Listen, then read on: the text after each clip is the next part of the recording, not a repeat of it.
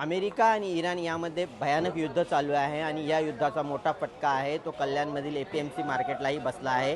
आपण सध्या उभे आहोत कल्याणच्या APMC मार्केटमध्ये। तुम्ही बघू शकता की कल्याणच्या APMC मार्केटमध्ये जो काही शेतमाल आहे तो सर्व असाच पडलेला दिसत आहे। मोठ्या प्रमाणात इथे आवक झाल्यामुळे जो माल आहे तो आता सडण्याच्या दृष्टीने झालेला दिसतोय। रोज कल्याण APMC मार्केटमध्ये 60 ते 70 गाड्यांची आवक होत होती। एकंदरीत परदेशी माल जाण्याचं थांबल्यामुळे रोज इथे 200 ते 250 गाड्या इथे यायला लागल्या आहेत। परिणामी इथले जे माल आहे त्याची आवक वाढून संपूर्ण माल आहे तो इथेच तुम्हाला पडलेला दिसत आहे। त्याचबरोबर ह्या आवक जास्त झाल्यामुळे व गिराईक नसल्यामुळे इथला जो काही माल आहे आता सडल्याच्या दृष्टीने तयार झालेला दिसत आहे। एकंदरीत आता इथले जे शेतकरी आहेत व त्याचबरोबर व्यापारी आहेत हे सर्व हवालदिल झाले आहेत।